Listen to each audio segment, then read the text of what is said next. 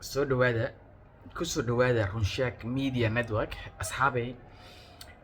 Inta badan waxaan maqalnaa Soomaaliya waxay ku eg tahay macnaha Raas Kamboni iyo Raas Caseer ayaan maqalnaa. Soomaaliya horta Raas Kamboni kuma eko oo waxaa kasii xigo xagga Raas Jumba oo u jirto 111 kilomitir marka juqraafi ahaan la fiirshanay 1 degree xagga ka jirto. marka horta saasina u fahanno waa anaga waxaan ku egnahay Raas Jumba ayaan ku egnahay Raas Kamboni kuma ekin. marka laga hadlayo Soomaaliya waxaan maqalnaa Raas Kamboni iyo Raas Caseer. intaa kadib waxaan rabaa inaan isla fiirino Soomaaliya waa dal maartaqaanaa ku yaalo strategic location kheyraad hodan ku ah. maantana waxay ogtihiin dunida waxa ka socdo dagaalka geopolitics ka socdo iyo geostrategy ka socdo. waa dagaal la soo biratumanayo kheyraad resource natural resource waxa la dhaho natural resource-ga kheyraadka dabiiciga iyo power awood labadaas kaliya waay. Soomaaliya waxay leedahay macdan gaas shidaal beero wabiyo xoolo kalluun intaba iyo badda Afrika ugu dheer adduunka. marka haddii loo arko inaad ku taalo meel strategic location awoodna aadan lahayn oo macnaha waxaan ka wadaa buur aadan ahayn adiga wadan laga boqo ciidankiisa iyo awoodiisa military iyo ama aadan ku tiirsanayn buur waxaa khatar ugu jirtaa kheyraadkaada in la boobo. That's why marka Soomaaliya maanta aad u arkaysaan xeebteena dheer maraakiib tiro badan oo xad aan lahayn oo dhahayo waxaan ilaalinaynaa burcadbadeed. burcadbadeed ma ilaalinayaan ujeedada xeebta loo dhowan yahay waxay tahay kheyraadka Soomaaliya in la iska gurto. oo maxaa la guranaa waxaa la guranaa kalluunka Soomaaliya waxaa la guranaa macdanta Soomaaliya waxaa la guranaa shidaalka Soomaaliya ayaa la iska qodanaa. kalluunka adduunka ugu qaalisanaan leenahay anaga la yiraahdo skip shark fish tuna la yiraahdaa waa high value tuna waay. waa kalluun tuna qiimo badan oo suuqyada caalamka qaali ka ah aan la helin.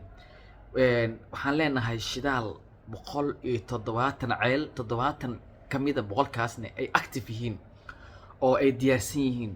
oo inta sahan lagu sameeyay la ogaaday in Soomaaliya ay tahay wadan kheyraad oo ka buuxo shidaalkiisuna uu yahay shidaal aan caadi ahayn iyo xataa ay ku jiraan gaaska diyaaradaha loo isticmaalo. ceeri gaabo waxaa ku jirta macdanta diyaaradaha afka laga mariyo kuwaasoo marka diyaaradaha ay dhulka qaboobaha ee barafka leh ay dul marayaan sida Antarctica oo kaleento iyo xataa markii barafka uu saaid u da'o diyaaraduhu ay geli waayaan cimilada oo fogbo ay noqoto oo qabowga oo noqdo mid aad u dhalaasan oo condensed isku xiran macdanta afka laga mariyo diyaaradaha oo ka hortagto crashka ama shilka diyaaradaha ayaa laga helaa ceer gaabo. ilaa maanta abtuna mataqaana ilaa yoomuna hada ama up to now waqtigan hadda aan la hadlayo waxaa ka qaato shakhsiyaad u dhashay Imaaraadka Carabta ayaa ceer gaabo waxay ka qaataan macdantaas ayay ka gurtaan iyagoo dad siyaasiyiin isu sheegayo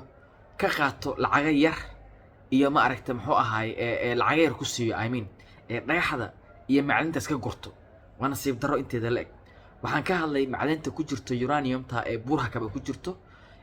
bay iyo bakool waa sheegay qaasatan buurha kabo ayaan hore uraniumtan aad u sharaxay inay tahay mid ciidda saaran intaad leeyar ka mataqaanaa waxay dhahaan ciidda dusheeda sare saaran. uranium ay caan ku tahay buurha kaba galgaduud guraceel iyo dhuusamareeb waxaa laga helaa ciidda baabuurta miyaaradaha laga sameeyo ay Japan ayaa runtii Toyota aad u qaadato. waxaa u qaadaya bari dhexdaas dad Iiraaniyiin ah iyo dad kale oo u dhashay Ruush ayaa ka qaadaya in ciidda guraceel iyo dhuusamareeb. waa nasiib daro iyo Japanese ayaa joogeen. ciiddaas waxaa laga sameeyaa miyaaradaha baabuurta waxaa laga sameeyaa baabuurta bulletproofka lagu daraa waxaa laga sameeyaa saasoo kaleento macdanta diyaaradaha ama tailiska diyaaradaha lagu daraa ayada iyo hadda bahashan aan ka hadlayo macdanta laga helo ceer gaabo oo la isku daraa laakiin miyaaradaha baabuurta iyo kuwa buruufta intaba waxaa laga sameeyaa ciidda laga helo Guraceel iyo Dhuusamareeb waa gobollada dhexe khaasatan Galgaduud Jabaana qaato waxaa saasoo kale ciiddas laga helaa aeroboortka Muqdisho runway ayaa laga helaa waa ciid qaali ah aeroboortka Muqdisho waxaa laga helaa dhagaxdan Jamestown kala dhaho ee laga sameeyo jijimaha qoorta la gashto iyo gacmaha oo qaaliga oo mataqaanaa very expensive ah waxaa kaloo laga helaa Kismaayo baar dheere gado waxaa laga helaa dhulkaasoo dhan dhagaxaantan precious stoneska oo qaali ah ayagana marka Soomaaliya macdanteeda lama soo koobi karo kalluunkeeda lama soo koobi karo xoolaha iyo muxuu ahaay beeraha ilaahayna siiyey dhulkooda inta hektar ay tahay lama koobi karo xoolaha runtii oo ilaahay lagu manaystay ari iyo geel iyo nooc kasta leh iyo lo beerihi iyo nooc kasta leh can you imagine Soomaaliya cilmi baaris la sameeyay research jaamacadda Oxford ee sameysay iyo jaamacadda Harvard University iyo jaamacado ka socdo Japan iyo kuwa South East Asia dhammaan Philippines China Indonesia Malaysia kuwa ka socdo ayaa waxay tageen meesha wabiga badda uu wadaro ee la yiraahdo goob weyn oo meel qurux badan oo runtii dalxiiska ku wacan oo kheyraad kala duwan ee mataqaana iyo macdano kala duwan ay ka buuxaan oo Jubbaland maamulkeeda ka tirsan ayaa waxay tageen 84kii iyo 85kii ayaa waxay tageen 1985kii iyo 1984kii ayaa quwaradaas ka socda jaamacadahaas ayaa waxay tageen dhulkaas waxay ka sameeyeen research ku saabsan dalagga Soomaaliya waxaa la ogaaday dalagyada Soomaaliya dalag ka mid ah inuu quudi karo 80 milyan oo qof inuu halkii mar quudi karo can you imagine marka Soomaali maanta haddii la isku wada daro Soomaali kuwa Jabuutiyaanka kuwa waqooyi bari kuwa kilinka shanaad haddii la isku daro xataa 30 milyan ma dhamo xataa 30 milyan xataa ma gaarayno haddana saasay taa waxaan leenahay Soomaalidan markii laga reebo kuwa waqooyi bari iyo kuwa kilinka iyo kuwa Jabuuti Soomaalidan kala waxay taagan tahay waxaan u dhimanaynaa macluul waxaan u dhimanaynaa gaajo hay'adda mataqaanaa maareynta iyo masiibooyinka markasta qayla dhaanay direen waxay leedahay abaara soo socoto waxaa dabayshi duufaantii El Niño socoto dadka waxay u dhimanayaan macluul qalad khatar lagu jiraa muxuu ahaa intaas milyan qof waxay qarka u saaran tahay nafaqa darro iyo macluul xoolaha baaba'ay waxaasoo dhan waa nasiib darrada nagu dhacdo waay iyo dawlad la'aanta haysato iyo gurmad la'aanta la haysato iyo inaan critical thinking la imaan weynay on fakari weynay on ka fakari weynay muxuu ahaay kheyraadkeena saan ula soo bixi lahayn on uga faa'iideysan lahayn waxa saas noo galan waxay tahay dawlad xumo war qabiil dal laguma dhiso dal waxaa lagu dhisaa aqoon Soomaaliya qabiil uma baahno iyo qabyaalad waxay u baahan tahay aqoonay u baahan tahay dad aqoon yahanaa oo runtii wax garto oo kheyraadka dalkan ka naxayo oo aqoontoodii raba inay dalka u adeegaan ayaa loo baahan yahay Soomaaliyeed uma baahnin qabyaalad iyo qabiil uma baahnin haddaad nin aan aqoon lahayn oo karti lahayn oo macno lahayn dad ku geyso xil ku siiso in adeernimo iyo saaxiibtinimo iyo qabyaalad ku siiso ogaaw dalkiyaad la hartay ogaaw Soomaaliya marka dhalinyaradeeda meesha waxa dhigay aqoon-yahanka waxa meesha dhigay maanta aan aqoon loo rabin ciyaalkii TikTokeriska ay leeyihiin looma baahna aqoon ardada aqoon u baahneen meel kasta tagay wax kasta qabay waxay tahay qurunka qabyaaladda iyo mataqaanaa ina mataqaanaa reerka iyo maaragtay muxuu ahaa in adeernimada waxaas oo qurunka ayaa Soomaaliya maanta gud la galay oo dhulka dhigay oo ka reebay caalamka intiisa kale oo u diiday horumar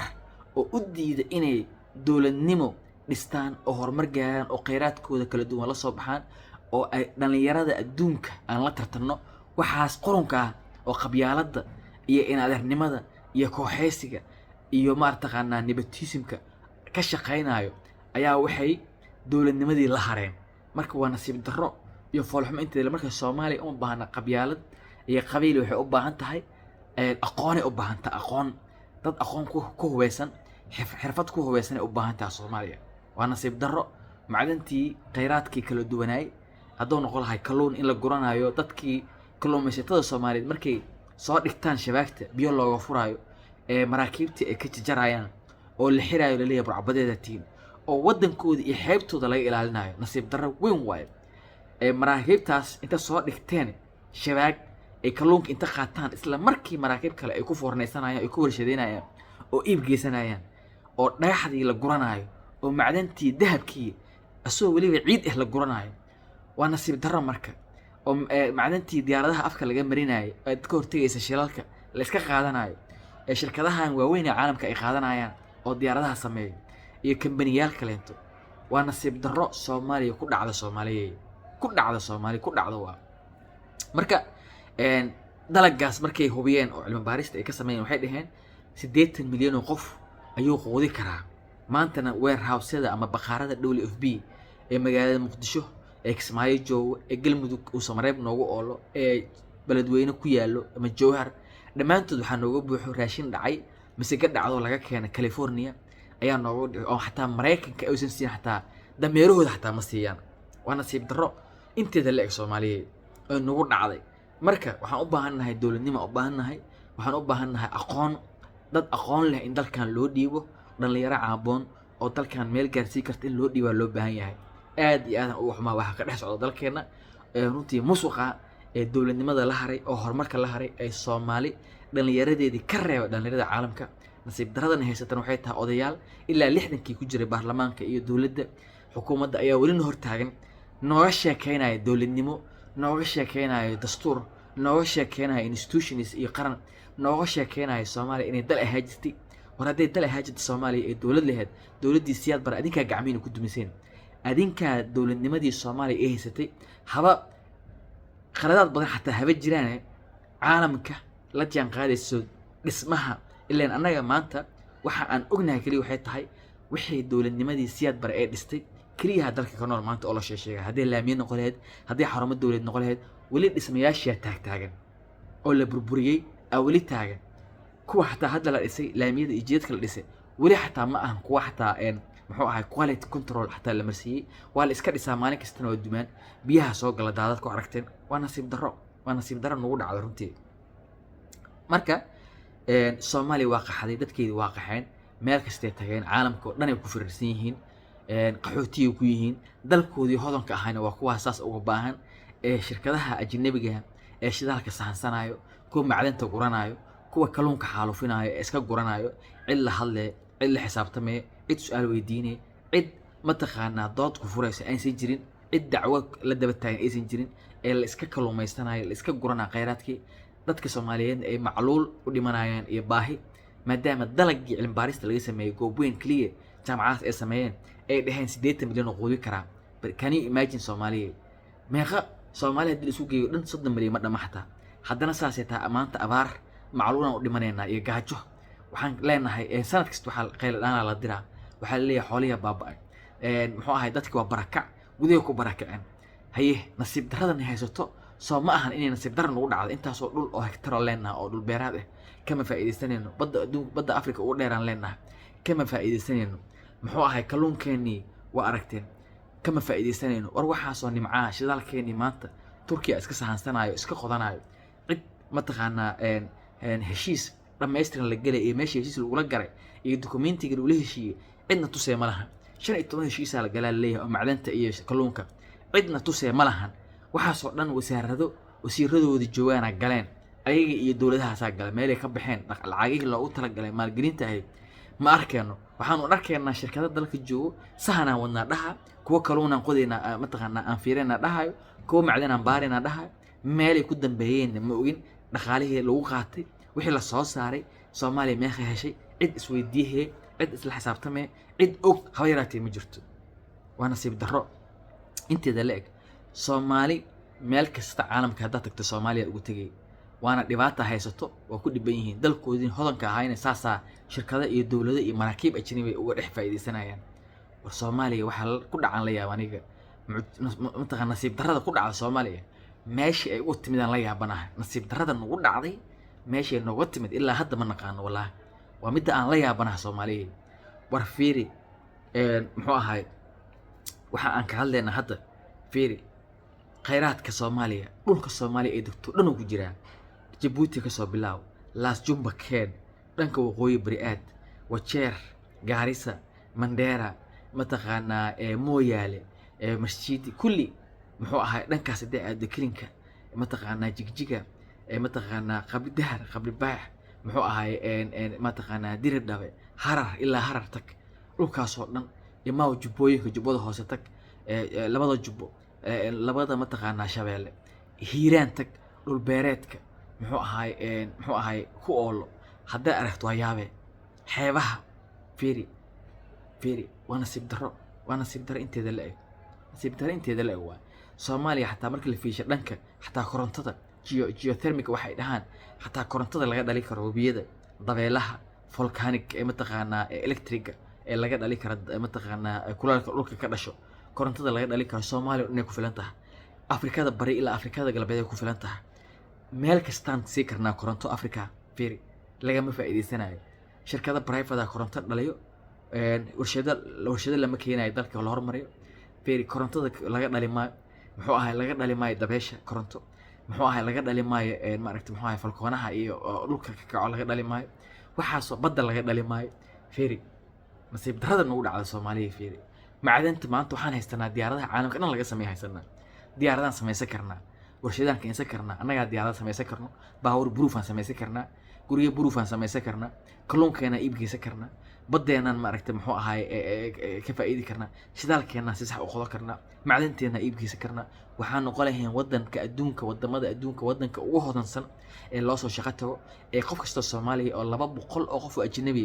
oo runtii oo kafiil ka noqon lahay maanta oo martigeli lahay dalka keeni lahay oo asiga u shaqay lahaayeen fiiri day nasiib darradan ugu dhacday wax kale maaha dalkoodana ilaahay waana siiyey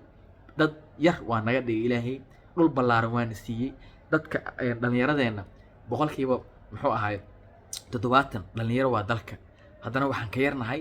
oo dhalinyarada marka la isu geeyo 40 jiray ka yaryihiin fiiri potentialkaas ay haysato soomaaliya adduunka ma jiro dal intaas isku haysto khayraad nooc kasta leh inaad leedahay haddana aad leedahay mataqaan dhalinyaro ka yar 40 sano boqolkiiba 70 ay dhalinyaro yihiin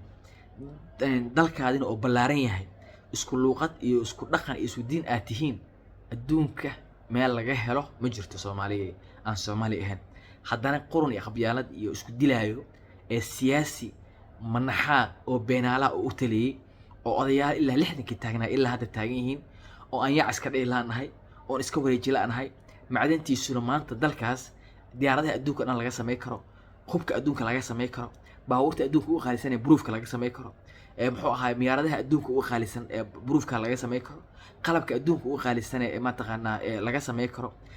dalagiisu oo intaasoo malaayiin qof oo quudi karo caalamka oo dhan billions of quudi karo halkii dalag maadaama 80 milyan quudi karo imagine marka inta dalaga ay leedahay Soomaaliya adduunka oo dhan ay quudi kartaa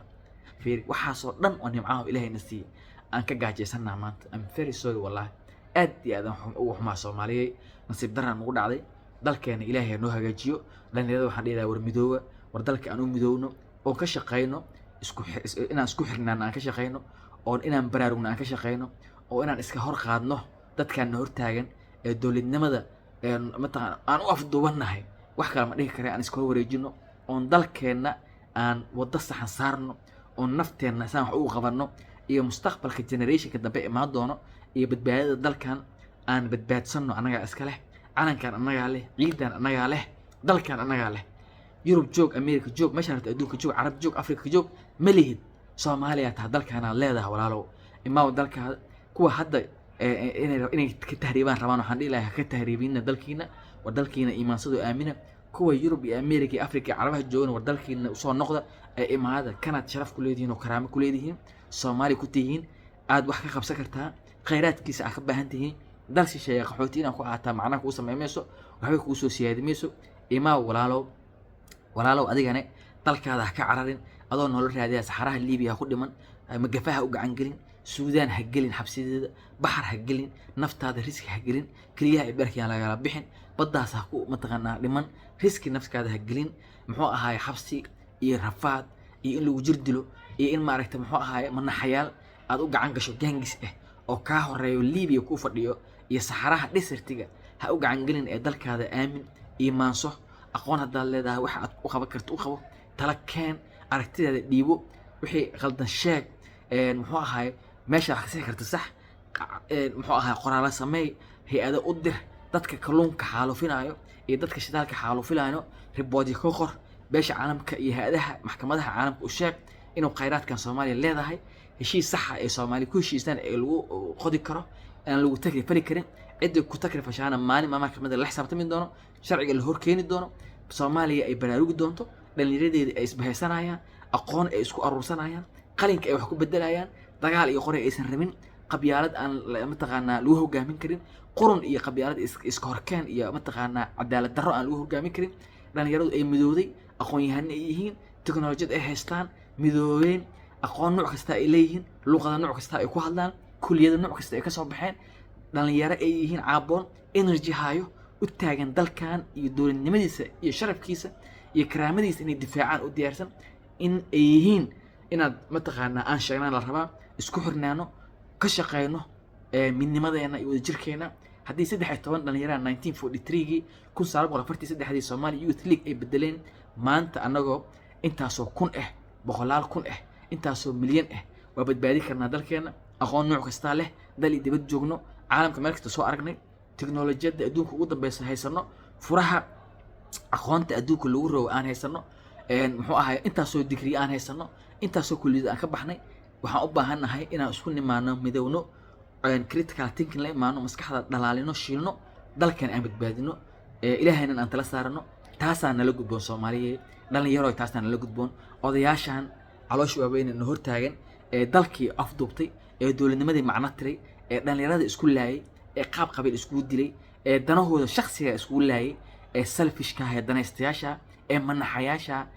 aan diir naxo lahayn maxaan la qaamahan cunaa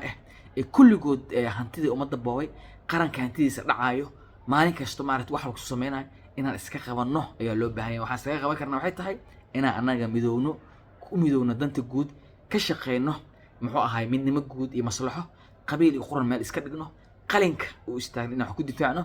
qoray iyo qabyaalad iyo musuq iyo aan ka tagno taasaan runtii aan Soomaali dhalinyaradeena meel kasta joogaan dalideed aan ku baraarujinaa